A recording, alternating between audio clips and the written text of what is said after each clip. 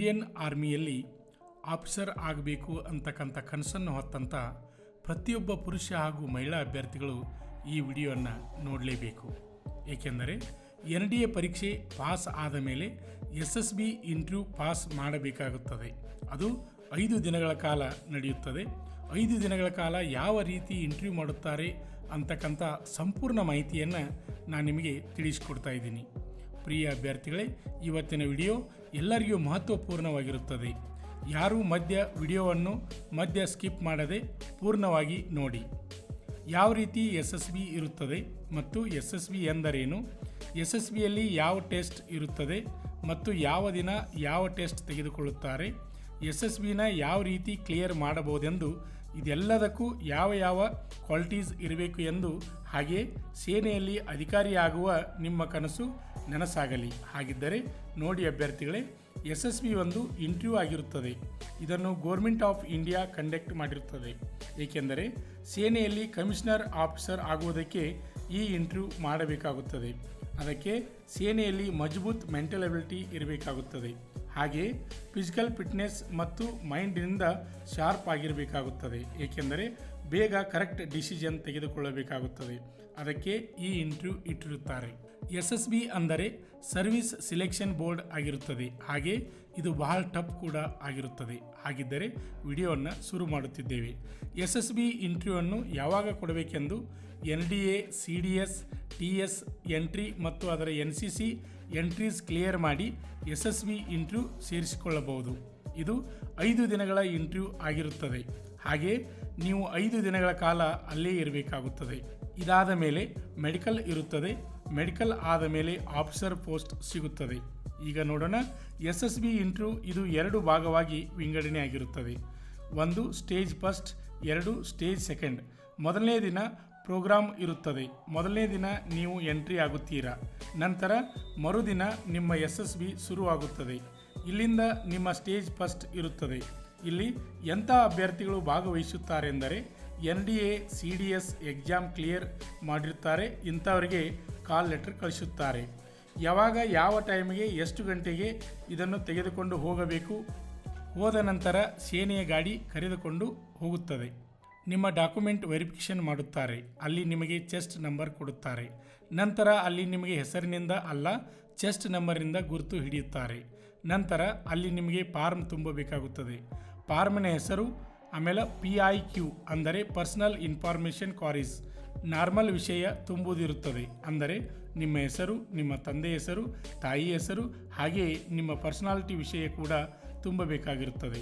ಮತ್ತು ನೀವು ನಿಮ್ಮ ಬಗ್ಗೆ ಎಷ್ಟು ತಿಳಿದುಕೊಂಡಿರುತ್ತೀರಾ, ನಿಮ್ಮ ಫ್ರೆಂಡ್ಸ್ ಬಗ್ಗೆ ಏನು ತಿಳಿದುಕೊಂಡಿದ್ದೀಯಾ ಎಂದು ಕೂಡ ತುಂಬಬೇಕಾಗುತ್ತದೆ. ನಂತರ ಪರ್ಸನಲ್ ಇಂಟರ್ವ್ಯೂ ಟೆಸ್ಟ್ ಇರುತ್ತದೆ. ಅಲ್ಲಿ ಆಫೀಸರ್ ನೀವು ತುಂಬಿದ ಫಾರ್ಮ್ ತಗೊಂಡು ಪ್ರಶ್ನೆ ಕೇಳುತ್ತಾರೆ. ಅಲ್ಲಿ ಯಾವುದೇ ಪ್ರಶ್ನೆಗೆ ತಪ್ಪು ಉತ್ತರ ಹೇಳುವ ಹಾಗಿಲ್ಲ. ಒಂದು ವೇಳೆ ತಪ್ಪಾದ ಉತ್ತರ ಹೇಳಿದರೆ ಅಲ್ಲಿ ಆಫೀಸರ್ಸ್ಗೆ ಗೊತ್ತಾಗುತ್ತೆ, ಇಲ್ಲಿ ಏನೋ ಬರೆದಿದ್ದಾನೆ, ಇಲ್ಲಿ ಹೇಳೋದು ಬೇರೆಯೇ ಹೇಳುತ್ತಿದ್ದಾನೆ ಎಂದು. ಅಲ್ಲಿ ನಿಮಗೆ ಮಾರ್ಕ್ಸ್ ಕಮ್ ಸಿಗುತ್ತದೆ. ಹಾಗೆಯೇ ಸ್ಟೇಜ್ ಫಸ್ಟ್ನಲ್ಲಿ ನಿಮಗೆ ಸ್ಕ್ರೀನಿಂಗ್ ಟೆಸ್ಟ್ ಇರುತ್ತದೆ.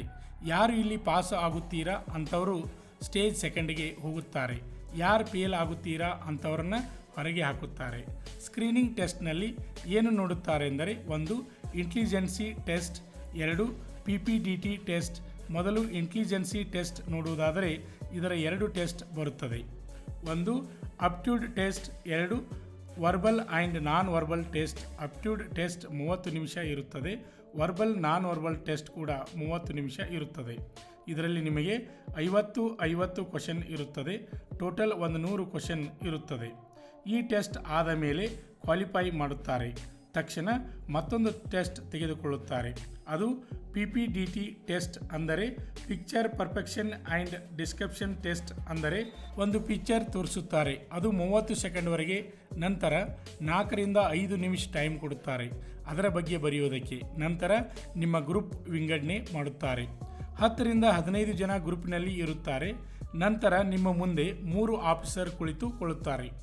ಒಬ್ಬರು ಇಂಟರ್ವ್ಯೂ ತೆಗೆದುಕೊಳ್ಳುವವರು, ಮತ್ತೊಬ್ಬರು ಸೈಕಾಲಜಿ ಆಫೀಸರ್, ಇನ್ನೊಬ್ಬರು GTO ಅಂದರೆ group task officer.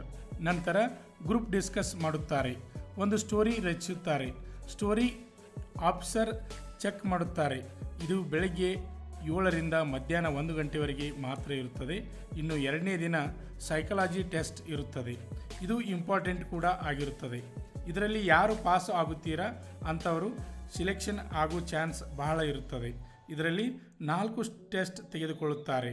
TAT, WAT, SRT, SD test ತೆಗೆದುಕೊಳ್ಳುತ್ತಾರೆ. TAT ನೋಡುವುದಾದರೆ ಥಿಮಿಟಿಕಲ್ ಅಪ್ಲಿಕೇಶನ್ ಟೆಸ್ಟ್. ಇದರಲ್ಲಿ ನಿಮಗೆ ಪಿಕ್ಚರ್ ತೋರಿಸಲಾಗುತ್ತೆ, ಇದರ ಬಗ್ಗೆ ಬರೆಯಬೇಕಾಗುತ್ತೆ. ನೆಕ್ಸ್ಟ್ ಬರೋದು WAT ಅಂದರೆ ವರ್ಲ್ಡ್ ಅಸೋಸಿಯೇಷನ್ ಟೆಸ್ಟ್.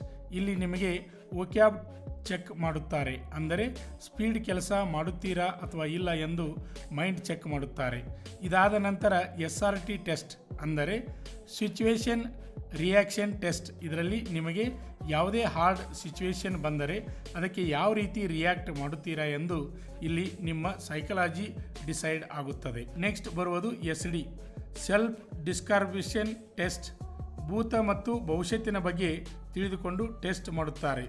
ಇಷ್ಟು 2ನೇ ದಿನ ನಿಮ್ಮ ಟೆಸ್ಟ್ ಆಗಿರುತ್ತದೆ. ಮುಂದೆ ನೋಡುವುದಾದರೆ 3 ಮತ್ತು 4ನೇ ದಿನದ ಟೆಸ್ಟ್. ಇಲ್ಲಿ ನಿಮಗೆ ಪೂರ್ಣ ಡಿಸ್ಕಸ್ ಬಗ್ಗೆ ಅಂದರೆ GTOದ ಬಗ್ಗೆ ಅಂದರೆ ಗ್ರೂಪ್ ಟಾಸ್ಕ್ ಆಫೀಸರ್. ಇಲ್ಲಿ ಗ್ರೂಪ್ ಡಿಸ್ಕಷನ್ ನಡೆಯುತ್ತೆ. ಇಲ್ಲಿ ಒಂದಿಷ್ಟು ಪಾರ್ಟ್ ಬರುತ್ತದೆ. ಮೊದಲನೇದು GD, ಇದರ ಅರ್ಥ ಗ್ರೂಪ್ ಡಿಸ್ಕಷನ್. ನಂತರ GPE ಅಂದರೆ ಗ್ರೂಪ್ ಪ್ಲಾನಿಂಗ್ ಎಕ್ಸಸೈಸ್. ಮುಂದೆ ಬರುವುದು PGT ಅಂದರೆ ಪ್ರೋಗ್ರೆಸಿವ್ ಗ್ರೂಪ್ ಟಾಸ್ಕ್. ನಂತರ ಗ್ರೂಪ್ ಅಬ್ಜೆಕ್ಟಿಕಲ್ ರೇಸ್. ನಂತರ ಬರುವುದು HGT ಅಂದರೆ ಹಾಫ್ ಗ್ರೂಪ್ ಟಾಸ್ಕ್. ಇವೆಲ್ಲ ಗ್ರೂಪ್ ಟಾಸ್ಕ್ ಆಗಿರುತ್ತವೆ. ಇವನ್ನೆಲ್ಲ ಗ್ರೂಪ್ ಟಾಸ್ಕ್ ಆಫೀಸರ್ ತೆಗೆದುಕೊಳ್ಳುತ್ತಾರೆ. 2ನೇ ದಿನ ಗ್ರೂಪ್ ಟಾಸ್ಕ್ ಆಫೀಸರ್ ಅಂಡರ್ದಲ್ಲಿ ಇರುತ್ತೀರಿ. ಇನ್ನೂ ನೋಡುವುದಾದರೆ 4ನೇ ದಿನದ ಟೆಸ್ಟ್. ಇದರಲ್ಲಿ ಮೊದಲು IO ಟೆಸ್ಟ್ ಅಂದರೆ ಇಂಡಿವಿಜುವಲ್ ಅಬ್ಜೆಕ್ಟಿಕಲ್ಸ್. ಇಲ್ಲಿ ನಿಮಗೆ 10 ಅಬ್ಜೆಕ್ಟಿಕಲ್ಸ್ ಕೊಡುತ್ತಾರೆ. 1 ಮುಗಿಸಿದರೆ 1 ನಂಬರ್ ಕೊಡುತ್ತಾರೆ, 2 ಮುಗಿಸಿದರೆ 2 ಕೊಡುತ್ತಾರೆ, ಹಾಗೆ 10 ನಂಬರ್ವರೆಗೆ ಇರುತ್ತದೆ. ಇದನ್ನು 3 ನಿಮಿಷದಲ್ಲಿ ಮುಗಿಸಬೇಕು. ನೆಕ್ಸ್ಟ್ ಟಾಸ್ಕ್ ಕಮಾಂಡ್ ಟಾಸ್ಕ್ ಕೊಡುತ್ತಾರೆ. ಇಲ್ಲಿ ನೋಡುತ್ತಾರೆ ಬೇರೆಯವರಿಂದ ಯಾವ ರೀತಿ ಕೆಲಸ ಮಾಡಿಸಿಕೊಳ್ಳುತ್ತೀರೆಂದು ಟಾಸ್ಕ್ ಇರುತ್ತದೆ. ಇಲ್ಲಿ ನಿಮ್ಮ ಗ್ರೂಪಿನಿಂದ 2 ಚೂಸ್ ಮಾಡುತ್ತಾರೆ. ಅವರಿಗೆ ಒಂದು ಪ್ರಾಬ್ಲಮ್ ಕೊಡುತ್ತಾರೆ. ಆ ಪ್ರಾಬ್ಲಮ್ 10 ನಿಮಿಷದಲ್ಲಿ ಕ್ಲಿಯರ್ ಮಾಡಬೇಕಾಗುತ್ತದೆ. ನೆಕ್ಸ್ಟ್ ಬರೋದು FGT ಟೆಸ್ಟ್ ಅಂದರೆ ಫೈನಲ್ ಗ್ರೂಪ್ ಟಾಸ್ಕ್. ಇದರಲ್ಲಿ 2 ದಿನದಿಂದ 4 ದಿನಗಳವರೆಗೆ ಏನೇನು ಮಾಡಿದ್ದೀರಾ ಎಂದು ಪರ್ಸನಲ್ ಇಂಟರ್ವ್ಯೂ ಇರುತ್ತದೆ. ಅಲ್ಲಿ ಯಾರೂ ಹೆದರಬೇಡಿ, ಡೀಸೆಂಟಾಗಿ ಶಿಸ್ತಿನಿಂದ ಇಂಟರ್ವ್ಯೂವನ್ನು ಕೊಡಿ. ನೆಕ್ಸ್ಟ್ ಬರೋದು 5ನೇ ದಿನ ನಿಮ್ಮ ರಿಸಲ್ಟ್ ಬರೋದು ಇರುತ್ತೆ. ಸೇನೆಯ ಒಂದು ಭಾಗ ನೀವು ಆಗುತ್ತೀರಾ. ಇಲ್ಲಿ ಎಂದು ಯಾರು ಹೆಸರು ಬರುತ್ತೆ ಅವರ ಸೇನೆಯ ಭಾಗವಾಗಿರುತ್ತಾರೆ. ಯಾರದು ಹೆಸರು ಬರಲ್ಲ ಅವರು ಡಿಸ್ಕ್ವಾಲಿಫೈ ಆಗಿರುತ್ತಾರೆ. ಆತ್ಮೀಯ ಅಭ್ಯರ್ಥಿಗಳೇ, ಈ ವಿಡಿಯೋ ನಿಮಗೆ ಇಷ್ಟವಾದರೆ ಲೈಕ್ ಮಾಡಿ, ಹಾಗೆ ನಿಮ್ಮ ಸ್ನೇಹಿತರಿಗೆ ಶೇರ್ ಮಾಡಿ. ಇಂಡಿಯನ್ ಆರ್ಮಿಯಲ್ಲಿ ಆಫೀಸರ್ ಆಗಬೇಕು, NDA ಪರೀಕ್ಷೆಯನ್ನು ಪಾಸ್ ಮಾಡಬೇಕು ಅಂತಕ್ಕಂಥ ಪ್ರತಿಯೊಬ್ಬ ಪುರುಷ ಹಾಗೂ ಮಹಿಳಾ ಅಭ್ಯರ್ಥಿಗಳಿಗೆ ಈ ವಿಡಿಯೋವನ್ನು ಶೇರ್ ಮಾಡಿ. MTS ಮತ್ತು ಹವಾಲ್ದಾರ್ ತರಬೇತಿ. SSLC ಪಾಸಾದ ಪುರುಷ ಹಾಗೂ ಮಹಿಳಾ ಅಭ್ಯರ್ಥಿಗಳಿಗೆ MTS ಮತ್ತು ಹವಾಲ್ದಾರ್ ಹುದ್ದೆಗಳಿಗೆ ಪೂರ್ವಭಾವಿಯಾಗಿ ದೈಹಿಕ ಹಾಗೂ ಲಿಖಿತ ಪರೀಕ್ಷೆಯ ತರಬೇತಿ ಕೊಡಲಾಗುವುದು. ಪ್ರವೇಶ ಪ್ರಾರಂಭವಾಗಿವೆ. ಪಾಲಕರ ಆಶೀರ್ವಾದ, ಯುವಕರೇ ಪ್ರೋತ್ಸಾಹದಿಂದ ಸರ್ಕಾರದಿಂದ ಮಾನ್ಯತೆ ಪಡೆದು ಕರ್ನಾಟಕದಲ್ಲಿ ಯಶಸ್ವಿಯಾಗಿ 18ನೇ ವರ್ಷದಲ್ಲಿ ಮುನ್ನಡೆಯುತ್ತಿರುವ ಸಂಸ್ಥೆಯಿಂದ ಇಂಡಿಯನ್ ಆರ್ಮಿಯಲ್ಲಿ Agniveer tradesman, Agniveer general duty, Agniveer clerk, Agniveer store keeper ಮತ್ತು ಟೆಕ್ನಿಕಲ್ ಹುದ್ದೆಗಳಿಗೆ 8ನೇ ತರಗತಿ, 10ನೇ ತರಗತಿ ಮತ್ತು PUC ಪಾಸಾದ ಅಭ್ಯರ್ಥಿಗಳಿಗೆ ಅಗ್ನಿವೀರ ಇಂಡಿಯನ್ ಆರ್ಮಿ ರ್ಯಾಲಿಯಲ್ಲಿ ಸೇರಬಯಸುವ ಅಗ್ನಿವೀರರಿಗೆ ಪೂರ್ವಭಾವಿಯಾಗಿ ದೈಹಿಕ ಹಾಗೂ ಲಿಖಿತ ಪರೀಕ್ಷೆಯ ಪೂರ್ವಭಾವಿ ತರಬೇತಿ ಕೊಡಲಾಗುವುದು. ವಿಮೆನ್ ಮಿಲಿಟರಿ ಪೊಲೀಸ್, ಸ್ಟೇಟ್ ಹಾಗೂ ಸೆಂಟ್ರಲ್ ಪೊಲೀಸ್ ಕಾನ್ಸ್ಟೇಬಲ್ ಮತ್ತು SSC, GD ಹಾಗೂ ಮುಂದೆ ನಡೆಯುವ ಅಗ್ನಿವೀರ ಆರ್ಮಿ ರ್ಯಾಲಿಗೆ ಪುರುಷರ ಹಾಗೂ ಮಹಿಳಾ ಅಭ್ಯರ್ಥಿಗಳಿಗೆ ದೈಹಿಕ ಹಾಗೂ ಲಿಖಿತ ಪರೀಕ್ಷೆಯ ತರಬೇತಿ ಕೊಡಲಾಗುವುದು. ಹಾಸ್ಟೆಲ್ ಸೌಲಭ್ಯ ಕೂಡ ಇರುತ್ತೆ. ಸಂಪರ್ಕಿಸಿ ಶ್ರೀ ಮಂಜುನಾಥ ಸೈನಿಕ ತರಬೇತಿ ಕೇಂದ್ರ, ಮೂಡಲಗಿ, ತಾಲೂಕು ಮೂಡಲಗಿ, ಜಿಲ್ಲೆ ಬೆಳಗಾವಿ, ರಾಜ್ಯ ಕರ್ನಾಟಕ. ತರಬೇತಿ ಪಡೆಯಲು ಬರುವಾಗ 3 photo, Aadhaar card xerox, SSLC marks card xerox ಅಥವಾ TC ಜೆರಾಕ್ಸ್ ಮತ್ತು ಊಟ ಮಾಡಲು 1 ಪ್ಲೇಟ್ ಹಾಗೂ ಗ್ಲಾಸ್, ಜೊತೆಗೆ ಹಾಸಿಗೆ, ರನ್ನಿಂಗ್ ಶೂಸ್ ಮತ್ತು ತಮಗೆ ಬೇಕಾದ ಇತರೆ ವಸ್ತುಗಳಿನ ತಾವೇ ತರಬೇಕು. ಪ್ರವೇಶ ಪ್ರಾರಂಭವಾಗಿದೆ.